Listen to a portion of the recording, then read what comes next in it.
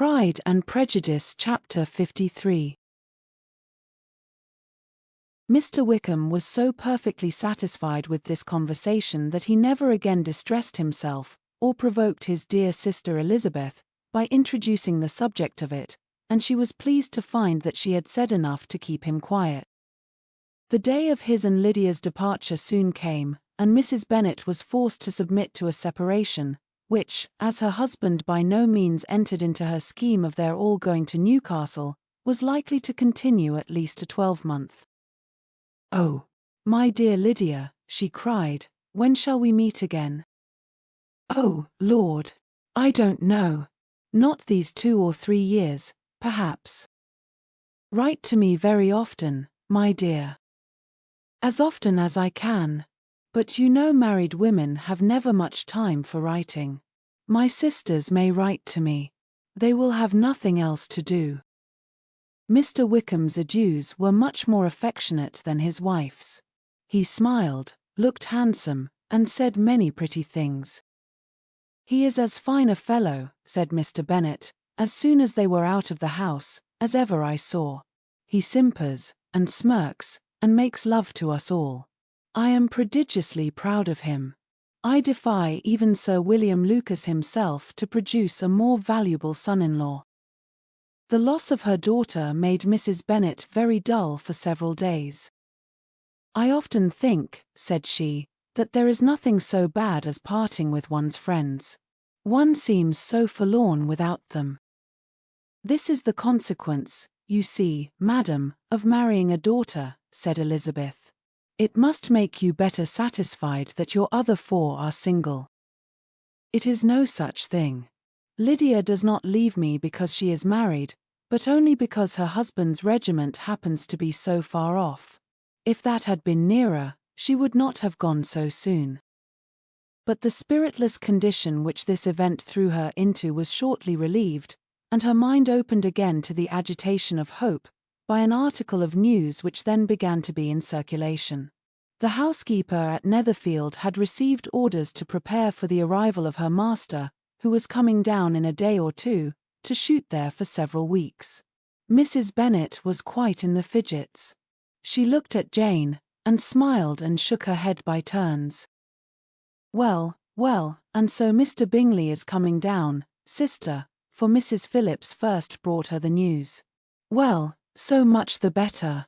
Not that I care about it, though. He is nothing to us, you know, and I am sure I never want to see him again. But, however, he is very welcome to come to Netherfield, if he likes it.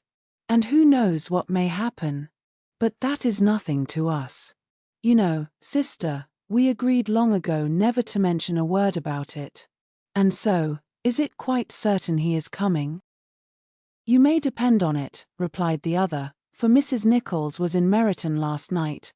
I saw her passing by, and went out myself on purpose to know the truth of it, and she told me that it was certain true. He comes down on Thursday at the latest, very likely on Wednesday. She was going to the butcher's, she told me, on purpose to order in some meat on Wednesday, and she has got 3 couple of ducks just fit to be killed." Miss Bennet had not been able to hear of his coming without changing colour. It was many months since she had mentioned his name to Elizabeth, but now, as soon as they were alone together, she said, "I saw you look at me today, Lizzie, when my aunt told us of the present report, and I know I appeared distressed. But don't imagine it was from any silly cause. I was only confused for the moment, because I felt that I should be looked at. I do assure you that the news does not affect me either with pleasure or pain. I am glad of one thing, that he comes alone, because we shall see the less of him. Not that I am afraid of myself, but I dread other people's remarks." Elizabeth did not know what to make of it. Had she not seen him in Derbyshire, she might have supposed him capable of coming there with no other view than what was acknowledged, but she still thought him partial to Jane, and she wavered as to the greater probability of his coming there with his friend's permission, or being bold enough to come without it. Yet it is hard, she sometimes thought, that this poor man cannot come to a house which he has legally hired, without raising all this speculation, I will leave him to himself." In spite of what her sister declared, and really believed to be her feelings in the expectation of his arrival, Elizabeth could easily perceive that her spirits were affected by it. They were more disturbed, more unequal, than she had often seen them. The subject which had been so warmly canvassed between their parents, about a 12-month ago, was now brought forward again. "As soon as ever Mr. Bingley comes, my dear," said Mrs. Bennet, "you will wait on him, of course." "No, no. You forced me into visiting him last year, and promised, if I went to see him, he should marry one of my daughters.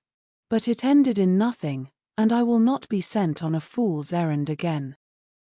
His wife represented to him how absolutely necessary such an attention would be from all the neighbouring gentlemen, on his returning to Netherfield.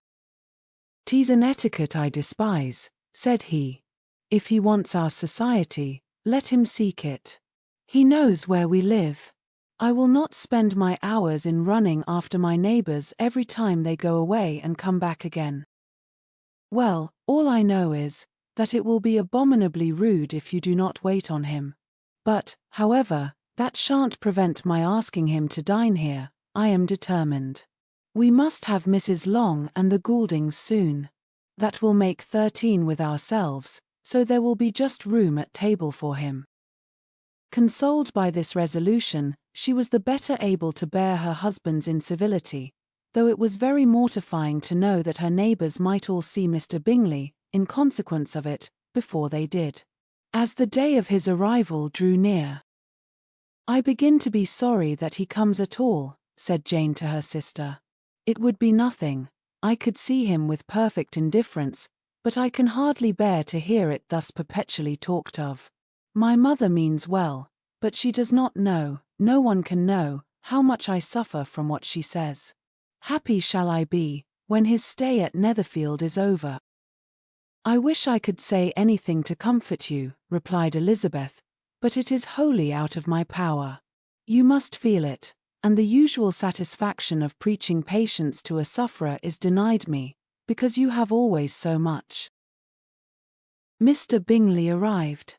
Mrs. Bennet, through the assistance of servants, contrived to have the earliest tidings of it, that the period of anxiety and fretfulness on her side might be as long as it could. She counted the days that must intervene before their invitation could be sent, hopeless of seeing him before. But on the 3rd morning after his arrival in Hertfordshire, she saw him, from her dressing-room window, enter the paddock and ride towards the house. Her daughters were eagerly called to partake of her joy.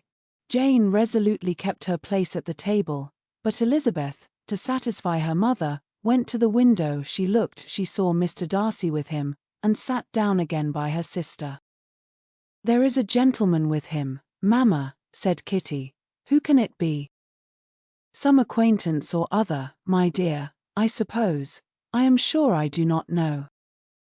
"La," replied Kitty, "it looks just like that man that used to be with him before. Mr. What's his name? That tall, proud man. Good gracious.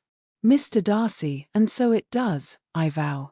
Well, any friend of Mr. Bingley's will always be welcome here, to be sure, but else I must say that I hate the very sight of him." Jane looked at Elizabeth with surprise and concern. She knew but little of their meeting in Derbyshire, and therefore felt for the awkwardness which must attend her sister, in seeing him almost for the first time after receiving his explanatory letter. Both sisters were uncomfortable enough. Each felt for the other, and of course for themselves, and their mother talked on, of her dislike of Mr. Darcy, and her resolution to be civil to him only as Mr. Bingley's friend, without being heard by either of them. But Elizabeth had sources of uneasiness which could not be suspected by Jane, to whom she had never yet had courage to show Mrs. Gardiner's letter, or to relate her own change of sentiment towards him. To Jane, he could be only a man whose proposals she had refused, and whose merit she had undervalued, but to her own more extensive information, he was the person to whom the whole family were indebted for the first of benefits, and whom she regarded herself with an interest, if not quite so tender, at least as reasonable and just as what Jane felt for Bingley. Her astonishment at his coming to Netherfield, to Longbourn, and voluntarily seeking her again, was almost equal to what she had known on first witnessing his altered behaviour in Derbyshire. The colour which had been driven from her face returned for half a minute with an additional glow, and a smile of delight added lustre to her eyes, as she thought for that space of time that his affection and wishes must still be unshaken. But she would not be secure. "Let me first see how he behaves," said she. "It will then be early enough for expectation." She sat intently at work, striving to be composed, and without daring to lift up her eyes, till anxious curiosity carried them to the face of her sister as the servant was approaching the door. Jane looked a little paler than usual, but more sedate than Elizabeth had expected. On the gentleman's appearing, her colour increased, yet she received them with tolerable ease, and with a propriety of behaviour equally free from any symptom of resentment or any unnecessary complaisance. Elizabeth said as little to either as civility would allow, and sat down again to her work, with an eagerness which it did not often command. She had ventured only one glance at Darcy. He looked serious, as usual, and, she thought, more as he had been used to look in Hertfordshire, than as she had seen him at Pemberley. But, perhaps he could not in her mother's presence be what he was before her uncle and aunt. It was a painful, but not an improbable, conjecture. Bingley, she had likewise seen for an instant, and in that short period saw him looking both pleased and embarrassed. He was received by Mrs. Bennet with a degree of civility which made her two daughters ashamed, especially when contrasted with the cold and ceremonious politeness of her curtsy and address to his friend. Elizabeth, particularly, who knew that her mother owed to the latter the preservation of her favourite daughter from irremediable infamy, was hurt and distressed to a most painful degree by a distinction so ill applied. Darcy, after inquiring of her how Mr. and Mrs. Gardiner did, a question which she could not answer without confusion, said scarcely anything. He was not seated by her, perhaps that was the reason of his silence, but it had not been so in Derbyshire. There he had talked to her friends, when he could not to herself. But now several minutes elapsed without bringing the sound of his voice, and when occasionally, unable to resist the impulse of curiosity, she raised her eyes to his face, she as often found him looking at Jane as at herself, and frequently on no object but the ground. More thoughtfulness and less anxiety to please, than when they last met, were plainly expressed. She was disappointed, and angry with herself for being so. "Could I expect it to be otherwise?" said she. "Yet why did he come?" She was in no humour for conversation with anyone but himself, and to him she had hardly courage to speak. She inquired after his sister, but could do no more. "It is a long time, Mr. Bingley, since you went away," said Mrs. Bennet. He readily agreed to it. "I began to be afraid you would never come back again. People did say you meant to quit the place entirely at Michaelmas, but, however, I hope it is not true. A great many changes have happened in the neighbourhood since you went away. Miss Lucas is married and settled, and one of my own daughters. I suppose you have heard of it. Indeed, you must have seen it in the papers. It was in the Times and the Courier, I know, though it was not put in as it ought to be.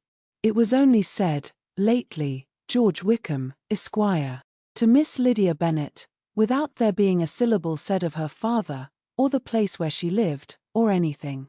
It was my brother Gardiner's drawing up too, and I wonder how he came to make such an awkward business of it. Did you see it?" Bingley replied that he did, and made his congratulations. Elizabeth dared not lift up her eyes. How Mr. Darcy looked, therefore, she could not tell. "It is a delightful thing, to be sure, to have a daughter well married," continued her mother, "but at the same time, Mr. Bingley, it is very hard to have her taken such away from me. They are gone down to Newcastle, a place quite northward, it seems, and there they are to stay I do not know how long. His regiment is there, for I suppose you have heard of his leaving the shire, and of his being gone into the regulars. Thank heaven! He has some friends, though perhaps not so many as he deserves. Elizabeth, who knew this to be levelled at Mr. Darcy, was in such misery of shame that she could hardly keep her seat. It drew from her, however, the exertion of speaking, which nothing else had so effectually done before, and she asked Bingley whether he meant to make any stay in the country at present. A few weeks, he believed. When you have killed all your own birds, Mr. Bingley, said her mother, I beg you will come here, and shoot as many as you please on Mr. Bennet's manor. I am sure he will be vastly happy to oblige you, and will save all the best of the coveys for you. Elizabeth's misery increased, at such unnecessary, such officious attention. Were the same fair prospect to arise at present as had flattered them a year ago, everything, she was persuaded, would be hastening to the same vexatious conclusion. At that instant, she felt that years of happiness could not make Jane or herself amends for moments of such painful confusion. The first wish of my heart, said she to herself, is never more to be in company with either of them. Their society can afford no pleasure that will atone for such wretchedness as this. Let me never see either one or the other again. Yet the misery, for which years of happiness were to offer no compensation, received soon afterwards material relief, from observing how much the beauty of her sister rekindled the admiration of her former lover. When first he came in, he had spoken to her but little, but every 5 minutes seemed to be giving her more of his attention. He found her as handsome as she had been last year, as good-natured, and as unaffected, though not quite so chatty. Jane was anxious that no difference should be perceived in her at all, and was really persuaded that she talked as much as ever. But her mind was so busily engaged, that she did not always know when she was silent. When the gentleman rose to go away, Mrs. Bennet was mindful of her intended civility, and they were invited and engaged to dine at Longbourn in a few days' time. You are quite a visit in my debt, Mr. Bingley, she added, for when you went to town last winter, you promised to take a family dinner with us, as soon as you returned. I have not forgot, you see, and I assure you, I was very much disappointed that you did not come back and keep your engagement. Bingley looked a little silly at this reflection, and said something of his concern at having been prevented by business. They then went away. Mrs. Bennet had been strongly inclined to ask them to stay and dine there that day, but, though she always kept a very good table, she did not think anything less than 2 courses could be good enough for a man on whom she had such anxious designs, or satisfy the appetite and pride of one who had 10,000 a year.